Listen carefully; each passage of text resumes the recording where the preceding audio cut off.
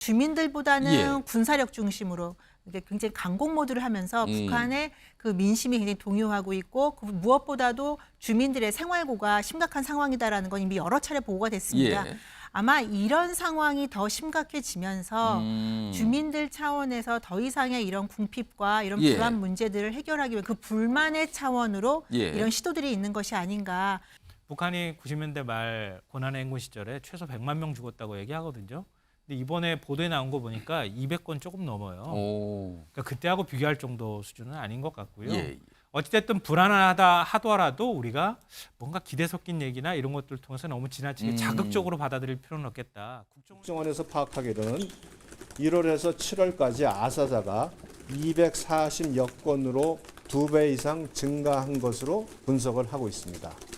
장마당 세대를 중심으로 김정은 일가와 당 정책에 대해 거침없는 불평과 집단 항의가 있음에 따라 불평분자 색출을 전담하는 비상설 TF를 신설했다는 보고도 함께했습니다.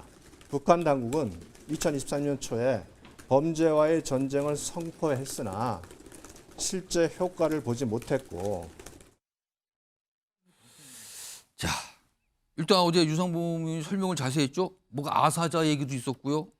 뭐 집단 항의 그리고 무슨 TF요. 너무 뭐가 뭐 범죄라는 게 많으니까 뭐 TF까지 북한에서 뭐 비상 조직을 만들었다는 뜻이잖아요. 그만큼 심각하다는 뜻으로 보이는데 일단 이런 사항이 하나가 있고요. 다음 내용 화면 좀 보겠습니다. 지금 이게 오늘 아침에 보도가 됐고요. 국정원에서도 설명을 해놨는데 한두 달 전 평양 인근에서 폭발물 테러 추정 사건이 발생했다. 이런 정황이 지금 계속 얘기가 나온다 지금.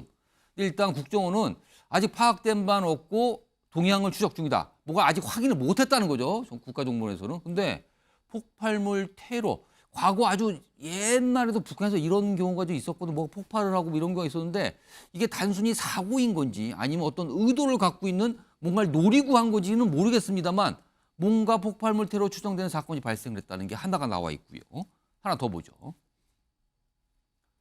북한 올해 폭발물 탐지 장비로 추정되는 장비 수입 등을 많이 했다. 그렇다면 이게 앞서서 뭐가 연관이 있어 보이잖아요. 그렇다면 신변 불안 때문에 그러는 듯 하다라는 정황. 일단 정황입니다. 정확한 팩트는 아직 모르겠습니다. 뭔가 분위기가 느껴지고 있다는 거죠. 지금 이런 얘기가 자꾸 나오고요. 하나 더 있습니다. 이건 뭘까요?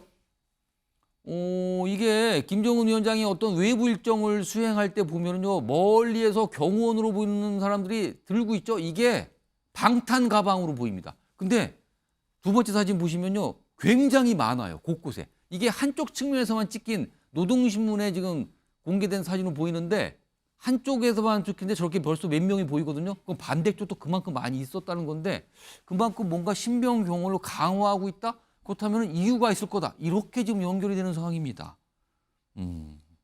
민현주 전 의원님. 여러 지금 정황을 쭉 묶어보면 뭔가 확실히 심상치 않아 보이긴 합니다. 지금요. 그렇죠. 특히나 이게 뭐 그러니까 권력 다툼이라든지 이런 예. 추이가 아니라 민간인에 의한 폭발 시도다 아니냐 이런 예. 정황들이 지금 밝혀지고 있다고 정황들이 지금 언급이 되고 있어요. 물론 이제 정보위 국정원에서는 아직까지는 예의주시하고 설명은 있다라고 없어요, 아직은. 하고 있지만 예. 정보통에 따르면 이제 그런 이야기들이 나오고 있는데요. 예. 사실 이 코로나와 함께 북한 내부가 굉장히 심하게 동요하고 있다. 식량난이라든지 경제난 그리고 외국과의 교류, 북한이 또 하고 있는 외국과의 교류가 있는데 그걸 통해서도 물자 공급도 되게 제한적이고 예. 그리고 김정은의 그 권력을 갖다가 움켜쥐겠다는 그 예. 아주 강한 그 의지 때문에 주민들보다는 예. 군사력 중심으로 이게 굉장히 강공 모드를 하면서 북한의 그 민심이 굉장히 동요하고 있고 무엇보다도 주민들의 생활고가 심각한 상황이다라는 건 이미 여러 차례 보고가 됐습니다. 예. 아마 이런 상황이 더 심각해지면서 주민들 차원에서 더 이상의 이런 궁핍과 이런 예. 불안 문제들을 해결하기 위해 그 불만의 차원으로 예. 이런 시도들이 있는 것이 아닌가. 그러니까 이전에는 사실 이런 일들이 거의 저희가 보고가 예. 받은 적은 없어요. 물론 있었을 수는 있지만 저희가 정보통제론에서 오. 알려지지 않았을 수 있지만 그래서 이런 문제들도 있고요. 그리고 북한이 아무리 김정은이 억누르려고 해도 이런 불만들을 예. 사실은 지금 뭐 우리나라 문화, K 문화도 많이 들어갔고요. 서구 문화도 예. 많이 이제 인터넷을 통해서 들어갔기 때문에 북한의 민간 차원에서의 불만을 잠재우는데 어느 정도의 한계에 다다른 것이 아니냐 이런 분석들도 가능하지 않을까 싶습니다. 일단 정리를 좀 해보면요. 일단 아사자가 급격히 늘고 있다. 예년에 비해서 굉장히 몇 배씩 늘어났다. 그다음에 젊은 세대를 중심으로 집단적인 항의라는 일이 벌어졌다. 그리고 범죄가 굉장히 빠르게 늘었다. 이런 거거든요, 지금. 그런 상황에서 평양 인근에서 폭발물 테러 추정 정황이 나타나고 있다. 그리고 뭔가 경계를 굉장히 강화하고 있다. 신변경을 강화하고 있다. 이런 거거든요, 지금 상황이요. 자, 그런데요. 얼마 전, 지난달이죠. 북한에서 한밤중 열병식이 있었잖아요. 근데 그 열병식이면 통상 군대나 무기 이게 등장하는 건데 당시에 시위 진압부대도 모습이 있었어요. 내용 좀 보겠습니다.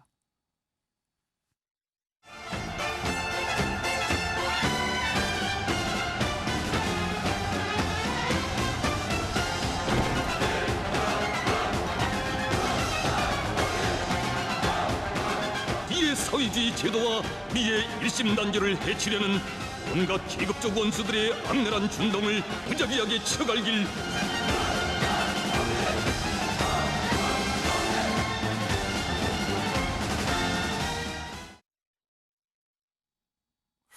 열병식이었어요. 근데 저거는 우리로 치면은 경찰 병력의 모습 같잖아요. 방패까지 들었거든요. 자, 김성환 평론가. 그리고요, 앞서서 정보이 끝나고 설명이 나왔지만 불평 문자를 색출한 전담 TF도 꾸렸다. 지금 이런 상황에서 열병식에 이른바 방패 부대라고 불리는 시위 진압 부대가 등장하고 걔도 등장을 했어요. 저거는 안보 문제는 아닌 것 같거든요. 아무리 봐도 저건 진압의 문제잖아요. 그러면 북한 내부의 진압 문제일 수도 있는 건데 저거는요. 뭐 말씀하셨던 것처럼 북한 내부가 지금 뭐 소요나 아니면 동요가 있을 가능성이 있죠. 왜냐하면은 코로나19 시기 이후에 예. 완전히 국경을 봉쇄해 버렸잖아요. 예. 최근에 압록강 다리를 거쳐서 처음으로 뭐 태권도단이 버스 2대가 움직였다. 최근에 알려졌습니다. 네, 그것 때문에 화제가 될 정도로 외부하고 철저히 단절된 상태에서 경제를 운영하다 보니까 예. 아마 경제 상태가 별로 좋지는 않을 겁니다. 식량 사정도 별로 좋지는 않을 거고요. 뭐 우리도 민생 이렇게 얘기하지만 북한은 똑같은 거죠. 북한 주민들 그래도 배불리 먹어야 되는 건데. 예. 그러니까 그런 면에서 불만들이 쌓이면은 일정 부분 소요가 일어날 가능성 이런 것들을 염두에 둘 필요는 있다고 보는데요. 다만 이제 오늘 보도했던 것처럼 하는 쪽에서 폭발물 뭔가 터진 것 같아요. 이렇게 예. 소식통의 얘기 이게 사실 소식통 확인되지 얘기. 않은 예, 아직은 첩보거든요. 몰라요. 그 얘기가 뭐 이렇게 보도에 머리로 딱 올라가니까 이거 큰일 나는 거 아니야 이렇게 생각할 텐데 그거하고 나머지 뭐 얘기가 다 이렇게 조금씩 붙다 보니까 굉장히 큰일 나는 거 아니야 이렇게 생각하시는 것 같은데요. 아사자 사실은 북한이 90년대 말 고난의 행군 시절에 최소 100만 명 죽었다고 얘기하거든요. 근데 이번에 보도에 나온 거 보니까 200건 조금 넘어요. 그러니까 그때하고 비교할 정도 수준은 아닌 것 같고요. 예. 어찌됐든 불안하다 하더라도 우리가 뭔가 기대 섞인 얘기나 이런 것들을 통해서 너무 지나치게 자극적으로 받아들일 필요는 없겠다. 국정원이 설명하는 예. 것좀 좀 절제한 상황에서 정보를 충분히 걸러내고 난 다음에 수용하는 게 좋겠다 이렇게 생각합니다. 국정원은 일단 여러 가지 상황에 대해서 일단 파악해 보겠다. 아직은 잡히는 게 없다. 이런 설명이 나왔거든요. 근데 이상희 교수님, 네. 근데 열병식의 저 방패 부대는 굉장히 좀 이례적으로 이례적이죠. 보입니다. 예. 예. 이 사람이 좀 뒤틀리면 안 되는데요. 예. 갑자기 이런 생각이 좀 듭니다. 오. 김정은은 죽어도 민생은 살려라. 이런 얘기가 좀 생각이 나는데 예. 우스갯소리로 드린 말씀이긴 합니다만 이게 이렇습니다. 이 북한 관련 보도가 북한에 대한 사회가 굉장히 폐쇄적인 사회가 예. 블록화된 사회 아니겠습니까? 관련 보도들이 여러 가지가 나옵니다만 이런 보도가 왜 흘러나왔을까라는 부분에 우리가 좀 주목을 해야 돼요. 왜 나왔는가 이런 게. 그렇죠. 이게 심상치 않다라는 것 아니겠습니까? 수많은 사건 사고가 있을 것인데 외곽 지역도 아니고 평양 인근에서 폭발 사고가 나고 예. 또 최근에 여러 가지 정황을 봤을 때 방패부대까지 동원하는 그런 이례적인 그런 모습들. 이게 북한 내부에 뭔가 변화의 조짐이 많이 있지 않느냐.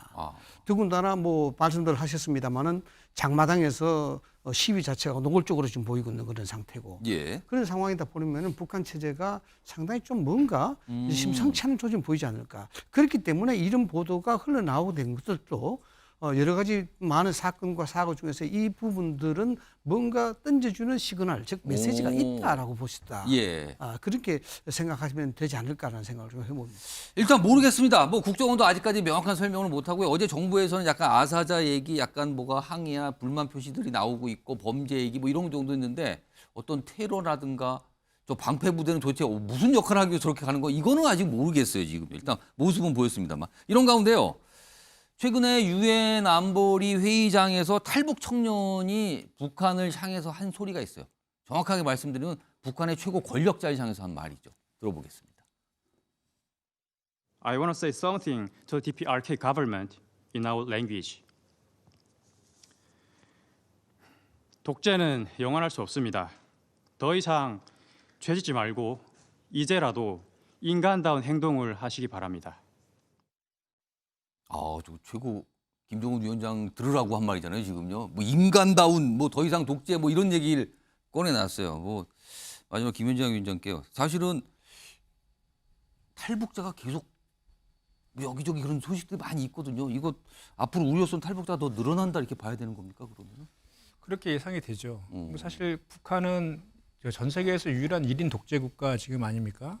그렇기 때문에 늘 이제 저렇게 체제를 유지하기 위한 것에서 가장 큰 노력을 지금 이제 벌이고 있는데 그럼에도 불구하고 계속해서 이제 온라인이라든지 인터넷 발달로 인해서 폐쇄적으로 운영한 거에서는 한계가 있을 수밖에 없는 거 아닙니까? 저렇게 이제 자꾸 알려지면서 북한의 실상에 대해서 이제 그 실망했던 특히나 경제적으로 이제 민생적으로 살기 어려운 그러니까 그분들은 반대로 이런 그 살기 위해서도 역설적으로 뭐 뭔가 이렇게 테러도 일으키고 또 이렇게 탈북도 하고 이런 것 아니겠습니까? 그래 그런 거는 지금 현재 아까도 우리가 지금 살펴봤지만 북한의 지금 경제 사정이 아사자가 뭐 최근 5년 사이에 2배로 증가했다라고 하고 있기 때문에 그런 그 탈북과 관련된 그 행렬들은 더 좀 늘어날 가능성이 높아 보이고요. 그것도 이제 뭐 내부적인 경제 상황이 악화된 그런 것도 있지만 또 최근에 이제 우리 한미일과 북중러 간의 신냉전 체제가 또 공고히 되면서 남북한의 관계도 되게 강대강 대치 속으로 가고 있지 않습니까? 그렇습니다, 지금. 그런 상황 속에서의 북한의 체제를 더 유지하기 위해서는 그만큼의 또 군사력에 또 더 많은 또 투자를 해야 되기 때문에 반대로 또 민생으로 갈 돈이 주민들 줄어든다. 그게 또 줄어들 수밖에 없는 그런 상황 이런 것까지 덧붙여지면 그래서 좀 그런 것들에 대해서 만약에 그런 주민들의 봉기가 있고 북한의 1인 체제가 이제 예상하지 못하게 붕괴된다고 하면 어떤 일이 예의치 못한 일이 벌어질지 모르기 때문에 그런 거와 관련해서도 우리나라에서도 좀 미리 좀 대비하고 또 북한을 대화 체제로 좀 끌어내는 그런 노력들도 해야 되지 않을까라는 생각해 봅니다. 자, 북한이라는 존재는 우리에게 참 여러 가지 고민을 주죠. 지금 대결의 존재이기도 하지만 만약에 북한에 무슨 변동이 생겼을 경우에 우리는 과연 어떻게 해야 되는가? 그리고 우리는 그럴 준비를 지금 하고 있는 건가? 뭐 이런 질문도 지금 많이 나오고요. 전문가분들이 지금 많은 고민들을 하고 계십니다.